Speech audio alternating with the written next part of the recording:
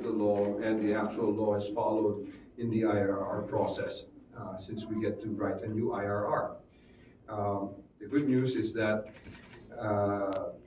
I think the PNP now has a different mindset than it did 10, 12 years ago when the first 10591 came out. They view us less as criminals now than they used to. I think there's still some old guard left in there, but slowly but surely we're convincing them that the law-abiding citizen is their ally. We are a force multiplier for good. It's really truly what we are. We don't buy guns because we want to commit crimes. We want to buy guns to protect ourselves, our family, and our property. And that is a natural deterrent for the criminal. Sir, your quick message to people who are worried that the new laws will be used and abused by unfavorable elements. Okay, so who's going to go do a drug test? Who's going to go do a neuro test? Who's going to do a background check and registration of firearms to commit a crime? I don't think there's anybody. If there is an exception, maybe a crime of passion or something like that, because some husband or wife catches their spouse cheating on them and decides to shoot them. I mean, Filipinos are a little hot-blooded, yes, I admit, in certain cases. But generally speaking, 99.99% of the time, we are law-abiding citizens. We don't go through the process to commit crimes. In fact, if you look at the statistics now, you can see that most of the crimes committed, the gun violence or gun crimes in the Philippines, are done by illegal firearms. And there are plenty of penalties in 10591 to this day that, if it's enforced, can put these people away for a very long time. And I am for enforcement, believe you me. Anybody who is using a gun in a criminal manner, illegal manner, buying illegal firearms, producing illegal firearms, I pray that the PNP goes after every single one of them and puts them all in jail for a very long time. They are not us. To answer your question, we are not the criminals. Define criminals first. Someone who breaks the law. We are law-abiding, the people who follow the law. Put the law in, we follow it. Make it stricter. You might actually make us criminals because we were following the law before you made it stricter. So you can create criminals by creating legislation. So the best thing with legislation is to loosen it up, to make it better for law-abiding citizens to be able to comply with the law and stay legal and be law-abiding citizens. Is that a fair enough answer? Yes, I've been truly focused on this for the last, since RA 12024, the SRDP Revitalization Act was signed by the President in October. My sole focus has been to amend the firearms law to make it streamlined and easier process for firearms holders and firearms businesses to comply with the laws that are existing today. Sir, what were the conditions that you think that made this possible? Wow, the stars aligned, I guess. Prayers were answered.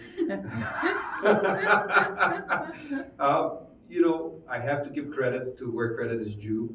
We had a Congress with the leadership of Speaker Martin Romualdez that really spearheaded,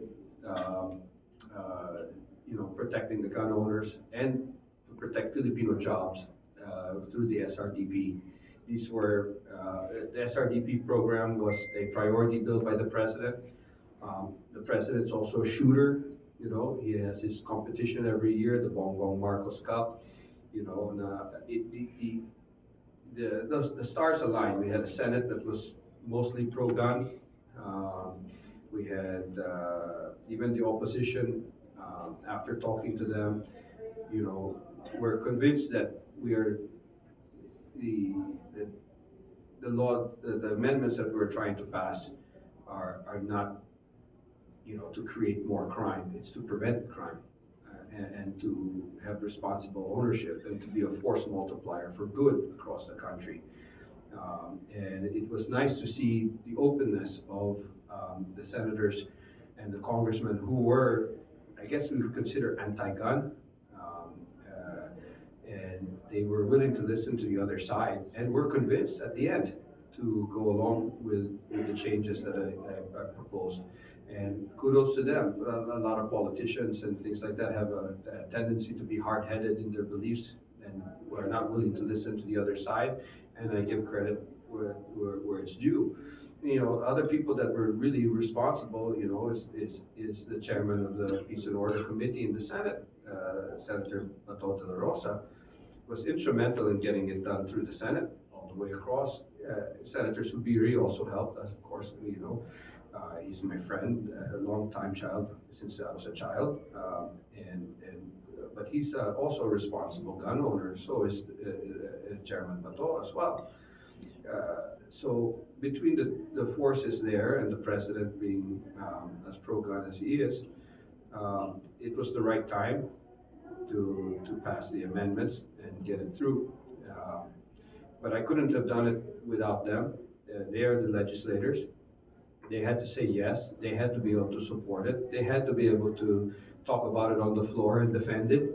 I was a resource person to help them out as much as I could. But at the end, you know, we were 24-0 in the Senate, passing the bill, and 190 to 3 in the House.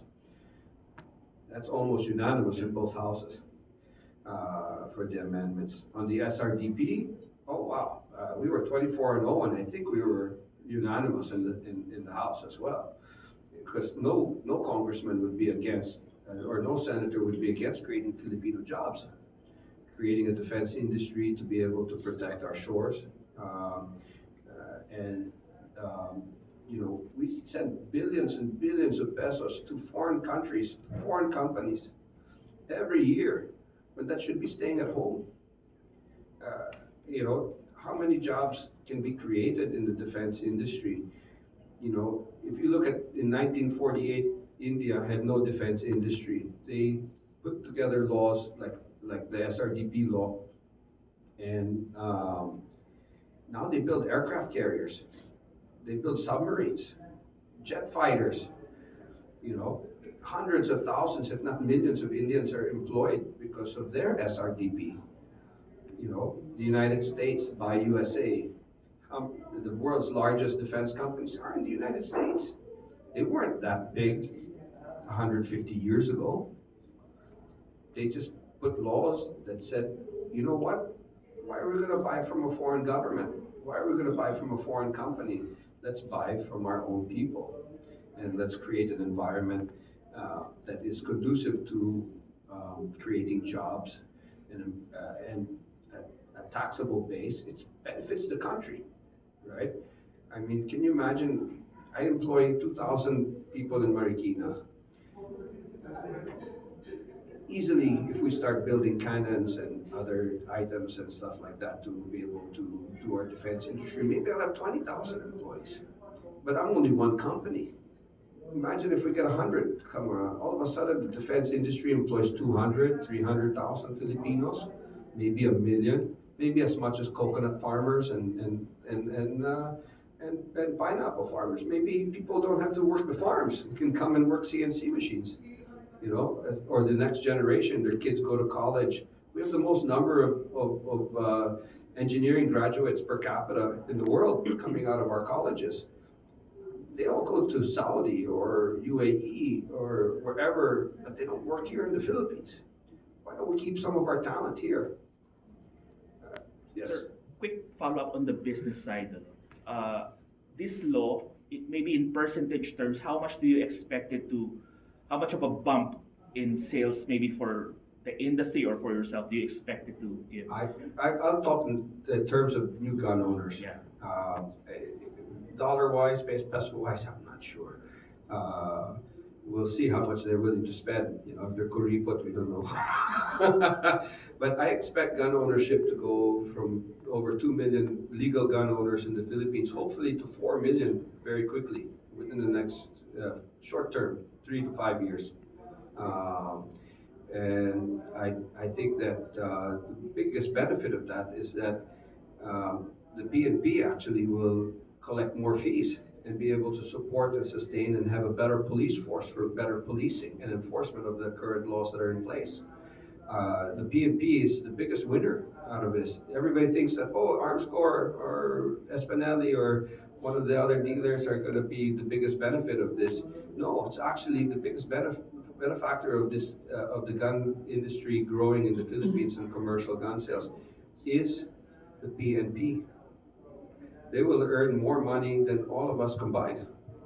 Uh,